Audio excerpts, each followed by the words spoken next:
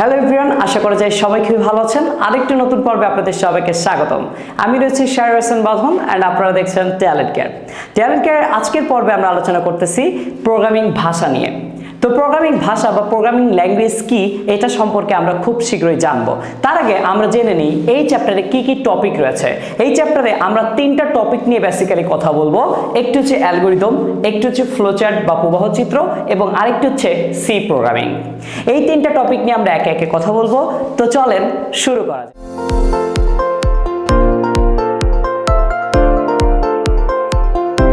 তো শুরুতেই আমরা দেখে নিই প্রোগ্রাম কি। কম্পিউটার তার কাজ পরিচালনা করার জন্য যে সকল ইনস্ট্রাকশন বা নির্দেশনা ব্যবহার করে থাকে তাকেই বলা হয় প্রোগ্রাম। আর এই প্রোগ্রাম যে পদ্ধতি ব্যবহার করে করা হয় তাকে বলা হয় প্রোগ্রামিং। আর এই প্রোগ্রাম যারা রচনা করে থাকে তাদেরকে বলা হয় প্রোগ্রামার। আর এই প্রোগ্রামিং করার জন্য যে ভাষার প্রয়োজন হয় সেই ভাষাকেই বলা হয় প্রোগ্রামিং ভাষা। এবার চলে যাব আমরা এই প্রোগ্রামিং ভাষার যে ম্যাথামেটিক্যাল টার্মগুলো আছে সেই টার্মগুলো নিয়ে। এবারে প্রোগ্রামিং এর ম্যাথ প্রবলেম। তো প্রোগ্রামিং এর ম্যাথ প্রবলেম আছে তিন টাইপের। একটি হচ্ছে অ্যালগরিদম, একটি হচ্ছে ফ্লোচার্ট বা প্রবাহ চিত্র, এবং আরেকটি হচ্ছে সি প্রোগ্রামিং। এই তিনটা টপিক আপনি করলে ইজিলি আপনি 7 মার্ক কমন পাবেন। আপনার যদি একটা সৃজনশীল আসে, একটা সৃজনশীল যদি 10 মার্কের আসে, সেখানে আপনি 7 মার্ক ইজিলি কমন পাবেন। আর যদি 20 মার্ক হয় তাহলে সেক্ষেত্রে আপনি 14 মার্ক ইজিলি কমন পাবেন। আমি এখানে গ এবং ঘ এর প্রিপারেশন নেওয়ার কথা বলতেছি। ক খ এর জন্য আপনাকে ফুল বইটা পড়তে হবে। তো চলে আসেন এই যে অ্যালগরিদম, ফ্লোচার্ট বা প্রবাহ চিত্র, সি প্রোগ্রামিং কি জিনিস, এই ব্যাপারগুলো নিয়ে। আমরা সি প্রোগ্রামিংটা কিছুটা পরে আলোচনা করব। আমরা আগে অ্যালগরিদম এবং ফ্লোচার্ট নিয়ে কথা বলবো। তো অ্যালগরিদম কি, এই কোশ্চেনটা অনেক বেশি গুরুত্বপূর্ণ। অ্যালগরিদম কি, আমরা হয়তোবা ছোটবেলায় কিউব মেলানোর সময় আমরা এই অ্যালগরিদম নামটা শুনেছি। এছাড়াও কম্পিউটারে যারা কোডিং করে থাকে তাদের কাছেও এই অ্যালগরিদম শব্দটা খুবই চেনা। বাট এই অ্যালগরিদম জিনিসটা আসলে কি, এই অ্যালগরিদমটা বুঝতে গেলে আমরা একটু চলে যাই নাটক সিনেমার দিকে। তো নাটক সিনেমায় মানুষ যখন কোনো একটি নাটক লিখে তখন কি করে, নাটক করার আগে মানুষ কি লিখে, স্ক্রিপ্ট লিখে। এই স্ক্রিপ্টে কি থাকে, নায়কের ডায়লগ থাকে, নায়িকার ডায়লগ থাকে, ভিলেনের ডায়লগ থাকে, এই সব থাকে।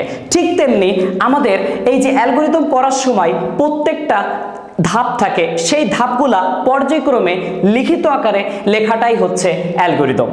তাহলে অ্যালগরিদম কি, অ্যালগরিদম হচ্ছে কম্পিউটার যেভাবে কাজ করে সেই কাজগুলা পর্যায়ক্রমে ধাপ আকারে লিখে রাখাটাই হচ্ছে অ্যালগরিদম। আশা করি এই ব্যাপারটা সবাই ক্লিয়ার ভাবে বুঝতে পেরেছি। এখন আসি ফ্লোচার্ট কি। শুধু অ্যালগরিদম লিখলেই তো হবে না, সেটাকে চিত্রেও আকারেও বোঝাতে হবে। অনেক সময় লেখার থেকে বিষয় চিত্র মানুষ ভালো বুঝে। চিত্র আকারে লিখলে সেক্ষেত্রে কি হয়, খুব সহজে প্রতিটা স্টেপ খুব শর্টেই আমরা বোঝাতে পারি। তো এই চিত্রভিত্তিক রূপটাই হচ্ছে ফ্লোচার্ট, এবং ফ্লোচার্ট হচ্ছে একটা ইংলিশ শব্দ, আমরা এটা ইংলিশ ফার্স্ট পেপারে করে থাকি। তো এই যে ফ্লোচার্টের খুব ভালো একটি বাংলা হচ্ছে প্রবাহ চিত্র। অনেক সময় আমাদের ফ্লোচার্ট না লিখে পরীক্ষাতে প্রবাহ চিত্র আকারে লেখা থাকতে পারে, সেক্ষেত্রে যেন আপনার ভুল না হয়। এই ফ্লোচার্টের কিছু চিত্র আছে যেই চিত্রগুলো আমাদের মুখস্থ করতে হয়। এই চিত্রগুলো আমরা খুব সহজেই গল্প আকারে মনে রাখতে পারবো। তো দেখেন, এটা হচ্ছে আমাদের একটা কিসের মতো, এটা অনেকটা ডিমের মতো, তাই না? প্রথম চিত্রটা হচ্ছে ডিমের মতো অনেকটা। আমরা দেখব এই যে ডিমের মতো চিত্র, কখনো আপনি যদি চিন্তা করেন, আপনি কোনো একটা মনে করেন আপনি একটা ক্যালকুলেশন করবেন, কোনো কিছু আপনি মনে করেন কোনো কিছু ক্যালকুলেশন করবেন, তখন আপনি কি করেন, সিম্পল একটা করেন হাতে। তো ক্যালকুলেটর নেওয়ার পরে কি করেন, সেটাকে প্রথমে অন করেন। কি করেন, প্রথমে অন করেন। তাহলে অনটাকে আমরা বলতে পারি স্টার্ট করা। কি করা, স্টার্ট করা। তো এই যে স্টার্টের জন্য আমরা কি লিখবো, এখানে স্টার্ট। প্রথমে আমরা কি লিখবো, স্টার্ট লিখবো। দেন স্টার্ট করার পরে কি, আপনি যে বিষয়ে ক্যালকুলেশন করবেন সেই ক্যালকুলেশনটা প্রথমে লিখে নেন, তাই না? তো এখানে আমরা কি করব, মনে করেন সাপোজ আপনি কোনো কিছু ইনপুট করবেন, তো এর পরের ধাপ হচ্ছে ইনপুট করা। এন্ড ইনপুট করতে গেলে আপনাকে অবশ্যই এই সামান্তরিক চিত্রটা ব্যবহার করতে হবে। তাহলে প্রথমে ডিম দিয়ে স্টার্ট করতে হবে, আর সামান্তরিকে কি করতে হবে, ইনপুট করতে হবে। সামান্তরিকে ইনপুট করার পরে আপনি কোনো ক্যালকুলেশন কিসে করেন, আপনি হয় ক্যালকুলেটরে করেন না হলে ফোনে করেন। দুইটা শেপই কেমন দেখেন তো, আয়তাকার শেপ না? দুইটা শেপই কি আয়তাকার শেপ। তাহলে আয়তাকার শেপে আমরা কি করে থাকি, আয়তাকার শেপে আমরা ক্যালকুলেশন করে থাকি। তাহলে এই ধাপটা হচ্ছে ক্যালকুলেশন ধাপ। এই ধাপটা কি, ক্যালকুলেশন ধাপ। ক্যালকুলেশনের বাংলা নাম হচ্ছে প্রক্রিয়াকরণ। এটা অনেক সময় আপনাদের বাংলাতে লিখতে হতে পারে, তখন কি লিখবেন? এই চিত্রটার নাম কি? প্রক্রিয়াকরণ। এমসিকিউতে বেশি আসে এটা। এটার নাম হচ্ছে প্রক্রিয়াকরণ চিহ্ন। এরপরে এই যে আপনি ক্যালকুলেশন শেষ হওয়ার পরে কি হয়? একটা আউটপুট বের হয়। একটা কি হয়? আউটপুট বের হয়। তো আউটপুটের চিহ্ন সেম, আউটপুট এবং ইনপুটের চিত্র সেম। এই দেখেন আউটপুটের চিত্র এমন হবে, এই যে এমন। ওকে, এই যে এমন চিত্র। এবং এইটাতে আমরা আউটপুটের আরো একটা নাম হচ্ছে, আউটপুটের আরেকটা নাম হচ্ছে প্রিন্ট। আউটপুটের আরেকটা নাম কি? প্রিন্ট। প্রিন্ট মানেও প্রদর্শন, আর আউটপুট মানেও কি? প্রদর্শন, ফলাফল হিসেবে প্রদর্শন করা। এখানে আমরা এই যে প্রিন্ট, আমরা লাস্টেরটা এই যে প্রিন্ট দিয়ে দিব, অ্যান্ড দেন প্রিন্ট দেওয়ার পরে আমাদের শেষ হয়ে যাবে। হ্যাঁ, এখানে শেষের চিত্রটা এভাবে হবে, এন্ড। ঠিক আছে, তাহলে আমরা মনে রাখবো এই চিত্রটা হচ্ছে স্টার্ট আর এন্ডের জন্য, এটা হচ্ছে স্টার্ট আর এন্ডের জন্য, এটা হচ্ছে ইনপুট আর আউটপুটের জন্য, আর এটা হচ্ছে ক্যালকুলেশনের জন্য। এটা কিসের জন্য? ক্যালকুলেশনের জন্য। অনেক সময় আমাদের এই ব্যাপারটা বুঝতে একটু অসুবিধা হয়। আমরা আসেন একটু শর্টে এই ব্যাপারটা গল্প আকারে মনে রাখি। গল্প আকারে কিভাবে মনে রাখা যায়? মনে করেন আপনার কাছে একটা পুকুর আছে। মনে করেন আপনার কাছে একটা পুকুর আছে, সেই পুকুরে আপনি মাছ চাষ করবেন। তো মাছ চাষ করার জন্য আপনি মাছ নিয়ে যাবেন এই টাইপের সামন্তরিকের বক্সে। আপনি মাছ চাষ করবেন, তো আপনি মাছগুলা কিসে নিয়ে যাচ্ছেন? এই যে সামন্তরিক টাইপের বক্সে। মাছগুলা নিয়ে আপনি পুকুরে ছেড়ে দেওয়ার পরে মাছগুলা যখন বড় হইল, তখন আপনি কি হিসাব নিকাশ করবেন যে কত লাভ হবে বা কত টাকায় আমি সেল দিতে পারবো। এটা আপনি ক্যালকুলেশন করবেন। ক্যালকুলেশন করার পরে কি করবেন? আপনি মাছটাকে বাজারে নিয়ে যাবেন এবং পুকুরের কাজ শেষ। কি শেষ। এইটা শেষ করার পরে বাজারে সেল দেওয়ার পরে অনেক সময় দেখা গেল আপনার লস হয়ে গেল। কি হলো? লস হলো। এবার লস হওয়ার পরে আপনি হিসাব করতেছেন যে আমার কি করণীয়, আমি কি ভবিষ্যতে আর মাছ চাষ করব নাকি করব না। এই যে মাছ চাষ করব নাকি করব না, এই যে চিন্তা ভাবনা, একটা মুভি দেখব কি দেখব না, এই কাজটা করা উচিত কি উচিত না, সে আমার প্রপোজাল অ্যাকসেপ্ট করবে কি করবে না, ইয়েস নো, এই টাইপের যে কথাবার্তা, সেইগুলোর জন্য এই সাইনটা, যেটা হচ্ছে ডিসিশন সাইন, ডিসিশন বা সিদ্ধান্ত সাইন। এটা হচ্ছে ডিসিশন বা সিদ্ধান্ত সাইন। এই সাইনটা খুব জরুরি। তাহলে মাছ চাষি সে কি চিন্তা করবে? সে চিন্তা করবে আমার মাছ চাষ করা উচিত কি উচিত না। তো সবাই তাকে নির্দেশনা দিল মাছ চাষ করো, তো সে মাছ চাষ করবে। তো এবার মাছ চাষ করার জন্য সে চিন্তা করলো আমি আর একটা পুকুরে মাছ চাষ করব না, আমি একাধিক পুকুরে মাছ চাষ করব। আর এই যে একাধিক পুকুরে মাছ চাষ করার চিন্তা ভাবনা থেকে তার এই চিহ্নটা মাথায় আসবে। এই চিহ্নটা একসাথে অনেকগুলা জিনিসকে যুক্ত করে। এই চিহ্নটার কাজ হচ্ছে একসাথে অনেকগুলা পুকুর বা অনেকগুলা সবকিছু, অনেকগুলা প্রসেসকে একসাথে যুক্ত করা হচ্ছে এই চিত্রের কাজ। এই চিত্রটার নাম হচ্ছে কানেক্টেড সাইন বা সংযোগ চিহ্ন। এই চিহ্নটার নাম হচ্ছে কানেক্টেড সাইন বা সংযোগ চিহ্ন। তো আশা করি সবাই এই ব্যাপারটা আমরা খুব ক্লিয়ার ভাবে বুঝতে পেরেছি। এখন চলে যাব এইগুলার ম্যাথ নিয়ে। অ্যালগরিদম, ফ্লোচার্ট এবং সি প্রোগ্রামিং এ যে সকল ম্যাথ প্রবলেমগুলো আমাদের সলভ করতে হবে, সেই প্রবলেমগুলোকে আমরা তিন ভাগে ভাগ করেছি। একটি হচ্ছে সিম্পল, একটি হচ্ছে কন্ডিশন এবং একটি হচ্ছে লুপ প্লাস কন্ডিশন। তো সিম্পলের মধ্যে আমাদের যে সকল ম্যাথগুলো শেষ করতে হবে সেটি হচ্ছে যোগফল, গড়, ক্ষেত্রফল এবং তাপমাত্রা।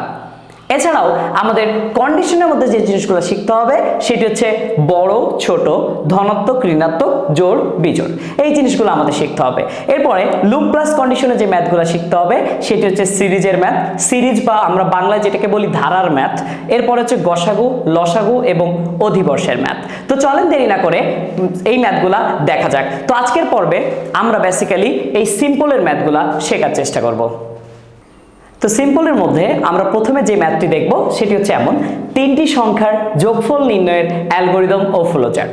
তো এই তিনটি সংখ্যাকে আমরা ধরে নিচ্ছি এ বি সি। আমাদের কয়েকটা বিষয় একটু মাথায় রাখতে হবে। সেটি হচ্ছে এই যে তিনটি সংখ্যার ক্ষেত্রে তিনটি সংখ্যাকে আমরা ধরে নিব এ বি সি, এবং এই যে যোগফল, এই যোগফলের ইংলিশ হচ্ছে সাম। যোগফলের ইংলিশ কি? সাম। সামেশন থেকে শর্ট ফর্মে এটিকে সাম লেখা হয়। এবারে আসেন এটার অ্যালগরিদম এবং ফ্লোচার্ট কিভাবে লিখব। ফ্লোচার্টটা সবসময় ডান সাইডে হবে এবং অ্যালগরিদমটা বাম সাইডে হবে। এই যে ফ্লোচার্টে আপনি কিভাবে লিখবেন, ফ্লোচার্টে প্রথমে হবে start, then input A B C, then হচ্ছে ক্যালকুলেশন ধাপ যেটাতে sum is equal to A plus B plus C, then হচ্ছে প্রিন্ট সাম, দেন হচ্ছে এন্ড। এবং এই লেখাগুলোকে জাস্ট স্টেপ বাই স্টেপ আকারে লেখাটাই হয়ে যাচ্ছে অ্যালগরিদম। আপনি যদি ফ্লোচার্ট লিখতে পারেন, অ্যালগরিদম লেখা আপনার কাছে কোনো ব্যাপার না। সবার প্রথমে আপনাকে ফ্লোচার্ট লিখতে হবে, দেন অ্যালগরিদম লিখতে হবে।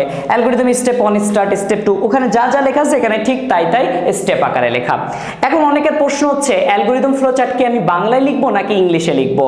তো অ্যালগরিদম ফ্লোচার্ট আপনি বাংলা এবং ইংলিশে যে কোনোটাতেই লিখতে পারেন। তবে আমি আপনাদের রিকমেন্ড করব, যদি আপনারা ইংলিশে লেখেন তাহলে দুইটাই ইংলিশে লিখবেন, যদি বাংলায় লেখেন দুইটাই বাংলায় লিখবেন।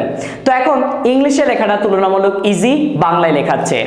তো চলে যাই আমরা পরবর্তী ম্যাথে।